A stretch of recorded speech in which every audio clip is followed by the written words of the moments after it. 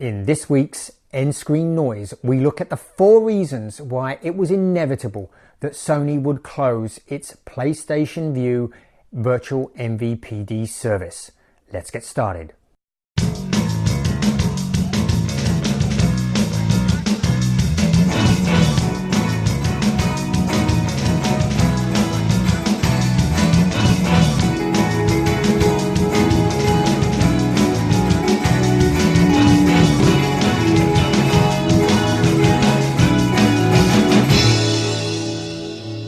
This is nScreenNoise. My name is Colin Dixon, founder and chief analyst at nScreen Media, and today is October 31st, 2019.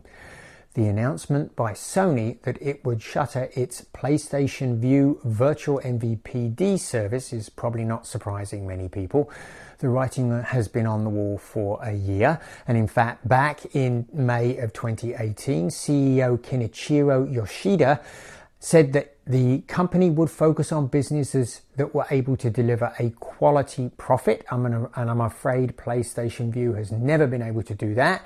And I said at the time that I thought that Sony would probably close the business down, and that they will now do on January 30th of 2020. So here are my 4 reasons why I think it was inevitable that Sony would close the business down. And these reasons are things that other virtual MVPDs, I'm sure, are paying very close attention to. So reason number 1 is the underlying cost of content. Sony anticipated that programmers would cool their demands for higher price increases. Well, they have not. Consider that since 2010, the average Comcast video subscriber was paying 38 cents of every dollar that they paid for the service directly for the content. That increased to 60 cents by 2018. 38 cents to 60 cents. Wow, that's a huge erosion of margin in such a short period of time.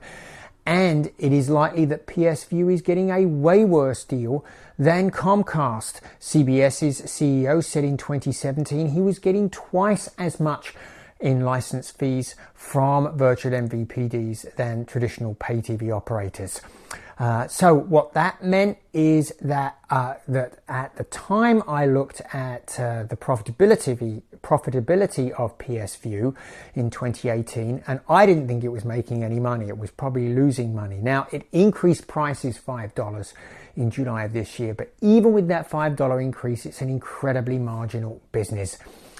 So my reason number 2, Sony decided to focus on sports. They really had a lot of sports channels. They had all the regular ones, plus a lot of extras like NFL Network, NFL Red Zone, MLB, NBA, and NHL TV channels. They also had locals, which, as I mentioned, are very expensive, $4 maybe per sub for something like CBS per month. So that they're also very expensive, but sports content really is driving these increases. Kagan says that sports license fees for TV have increased 37% since 2014 to $10.5 billion per year. That's an enormous increase and is a real big reason why the underlying programming costs have gone up so much. Reason number 3, well, they simply have not been able to make an impression with subscribers. PS Vue has supposedly only about 500,000 subs, and they've been in market 4 years. They were a very early entry into the virtual MVPD market, while other peers like Sling TV have raced ahead. Sling TV has 2.2 million, Hulu Live 2 million, YouTube, well, a latecomer to the market, but has more than 1 million subscribers. Those services did go for a lower price point than PS Vue, and that seems to have been a big factor. My 4th reason, well, Sony was expecting that programmers would abate their demands for high increases in license fees. They have not, and that has led to a very fractious relationship with those programmers. Viacom channels were removed from the service back in 2016. And they got into a nasty fight with Sinclair in 2018, removing those channels for 5 months. And so they've had very, very fractious relationships with those content providers in an attempt to contain the cost increases so that they could keep the price down. And I think Sony basically learned they can't win that battle. So those are my 4 reasons why I think it was inevitable that Sony would close the Surface.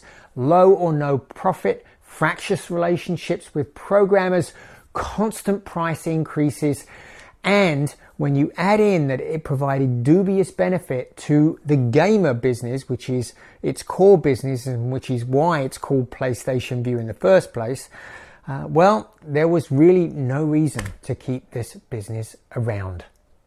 This has been Colin Dixon with nScreen Media. We'll see you again next time.